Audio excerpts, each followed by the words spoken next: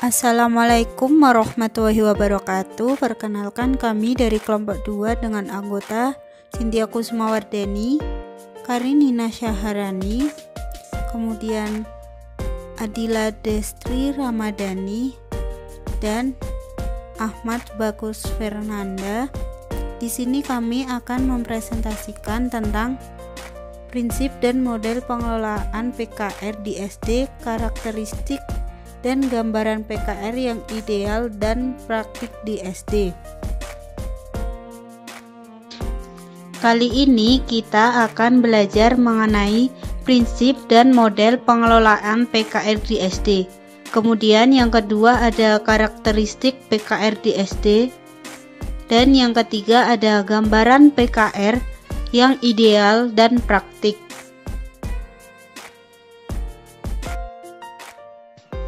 Prinsip pembelajaran kelas rangkap di SD. Beberapa prinsip umum psikologis pedagogis antara lain sebagai berikut. Yang pertama, perbedaan individual anak dalam perkembangan kognitif.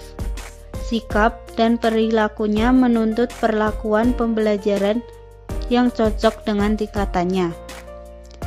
Kemudian yang kedua ada motivasi. Pembelajaran harus diawali dengan menumbuhkan motivasi siswa agar merasa butuh dan mau belajar. Bila sudah tumbuh, motivasi tersebut perlu dipelihara dan malah ditingkatkan melalui berbagai bentuk penguatan.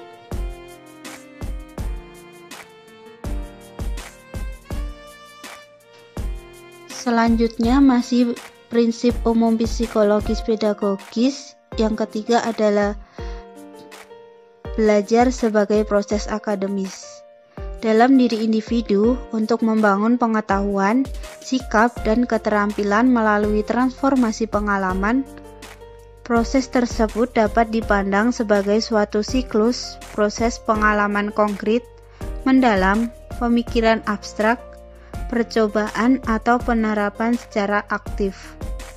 Yang keempat ada belajar dari teman seusia atau per grup, terutama mengenai sikap dan keterampilan sosial dapat berhasil dengan baik melalui interaksi sosial yang sengaja dirancang. Kemudian yang terakhir ada pencapaian dampak instruksional menuntut lingkungan dan suasana belajar yang memungkinkan siswa dapat melakukan kegiatan belajar yang dirancang dengan baik oleh guru dan terciptanya suasana belajar secara kontekstual.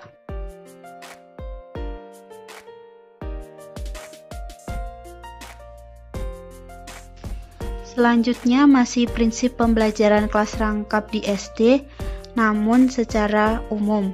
Nah, implementasi dari prinsip umum psikologis pedagogis terhadap pembelajaran adalah munculnya prinsip-prinsip didaktik metodik sebagai berikut. Yang pertama adalah penganekaragaman pembelajaran agar dapat melayani perbedaan individual siswa. Yang kedua, pemanfaatan berbagai media dan sumber belajar agar dapat membangkitkan, memelihara, dan meningkatkan motivasi siswa.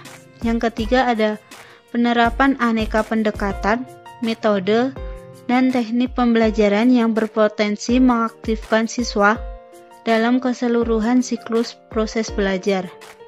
Yang keempat ada penekanan pada pencapaian dampak instruksional dan dampak pengiring.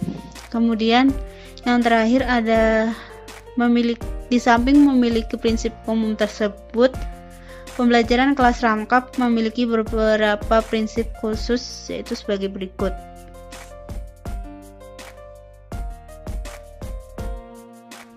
Selanjutnya masih prinsip pembelajaran kelas rangkap di SD, namun ini adalah prinsip khusus pembelajaran kelas rangkap, yaitu seperti berikut ini. Yang pertama, ada keserempakan kegiatan belajar mengajar. Yang kedua, ada kadar tinggi waktu keefektifan akademik. Yang ketiga, ada kontak psikologis guru murid yang berkelanjutan. Yang keempat, ada pemanfaatan sumber belajar yang efisien. Yang kelima, ada belajar dari teman sebaya. Dan yang terakhir, ada penekanan pada pencapaian dampak instruksional dan pengiring. Lalu selanjutnya ada model-model pembelajaran kelas rangkap di SD. Yang pertama ada model PKR 211, yaitu 2 kelas, 1 mata pelajaran, dan 1 ruangan. Contohnya, kelas 1 dan kelas 2 belajar menyanyi dalam 1 ruangan. Yang kedua, ada model PKR 221, yaitu 2 kelas, 2 mata pelajaran, dan 1 ruangan. Contohnya, kelas 3 belajar IPA dan kelas 4 belajar IPS dalam 1 ruangan. Yang ketiga, ada model PKR 222, yaitu 2 kelas, 2 mata pelajaran, dan 2 ruangan. Contohnya, kelas 3 belajar IPA di ruangan 1 dan kelas 4 belajar IPS di ruangan 2 yang terhubung dengan ruang 1. Yang keempat, ada PKR model 311, yaitu 3 kelas, 1 mata pelajaran, dan 1 ruangan. Contohnya, kelas 4, 5, dan 6 belajar menyanyi dalam 1 ruangan. Yang kelima, ada model PKR 321, yaitu 3 kelas, 2 mata pelajaran, dan 1 ruangan. Contohnya, kelas 1 dan kelas 2 belajar menulis, dan kelas 3 belajar matematika dalam 1 ruangan. Yang keenam, ada model PKR 322, yaitu 3 kelas, 2 mata pelajaran, dan 2 ruangan. Contohnya, kelas 3 dan kelas 4 belajar IPS di ruang 1 dan kelas 5 belajar IPA di ruangan 2 yang terhubung dengan ruang 1. Selanjutnya ada model PKR 333, yaitu 3 kelas, 3 mata pelajaran, dan 3 ruangan. Contohnya, kelas 3 belajar IPA, kelas 4 belajar IPS, dan kelas 5 belajar matematika di 3 ruangan yang sama, satu sama lain terhubung dengan pintu. Selanjutnya adalah karakteristik PKR di SD. A. Karakteristik PKR dari segi guru. One Teacher School. Pada PKR, guru harus pandai memilih strategi pembelajaran karena strategi pembelajaran yang dipilih oleh guru harus disesuaikan dengan banyaknya jumlah murid dan dengan menggunakan kombinasi sebagai metode pembelajaran.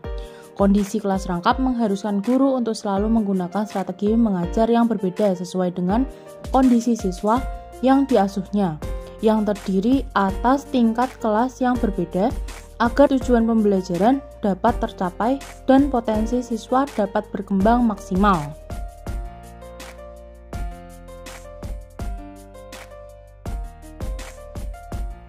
B.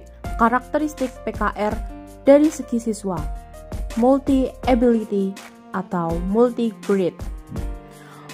Pembelajaran kelas rangkap merupakan model pembelajaran dengan mencampur beberapa siswa yang terdiri dari 2 atau 3 tingkatan kelas dalam satu kelas, dan pembelajaran diberikan oleh satu guru saja untuk beberapa waktu.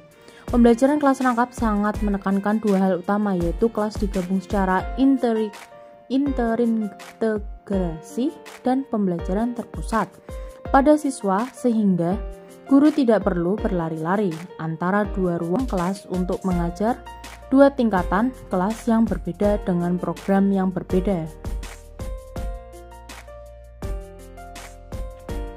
C.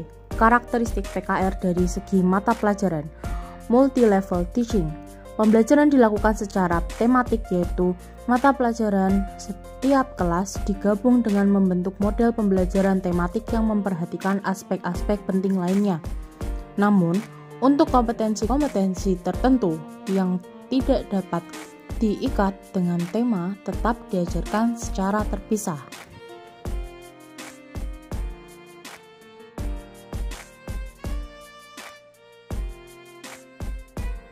D.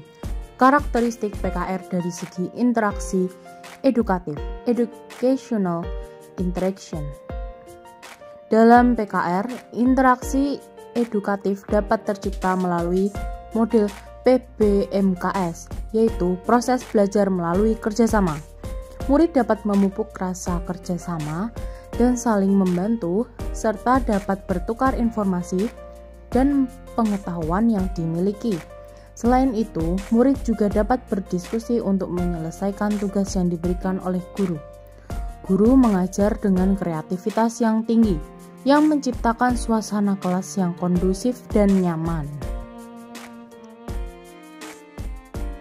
Gambaran PKR yang ideal dan praktiknya. A. Praktik mengajar kelas rangkap di lapangan. Dapat dilaksanakan secara bergilir atau pembelajaran duplikasi. Kelemahan yaitu pemborosan waktu, pembelajaran berlangsung seragam, kontak psikologis antara guru dengan murid sangat terbatas. Kemudian pemanfaatan sumber belajar belum maksimal dan supervisi guru terhadap belajar murid masih kurang. Supervisi yang dimaksud adalah kemampuan guru untuk mencapai inspirasi atau ide-ide agar ia dapat menghasilkan sesuatu yang terbaik bagi anak didiknya. Kemudian pembelajaran kelas rangkap yang ideal atau yang diinginkan itu dapat dilakukan dengan A. Keadaan iklim secara ceria, B. Proses belajar berlangsung serempak, C. Guru memanfaatkan ruang kelas yang ada dengan menciptakan sudut sumber belajar, D. Konsep CBSA yang sebenarnya nampak, E. Adanya asas kooperatif kompetitif, F. Belajar dengan pendekatan pembelajaran kelas rangkap yang benar, G.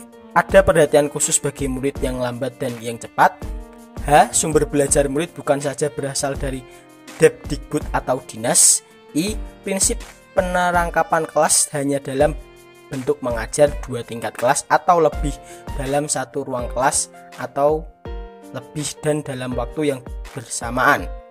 C. Guru dapat memanfaatkan sumber daya yang ada di lingkungan. Kemudian peranan guru dalam pembelajaran kelas rangkap itu sebagai perancang kurikulum, sebagai sumber informasi yang kreatif, sebagai administrator, sebagai seorang profesional, dan sebagai agen pembawa perubahan atau agent of change.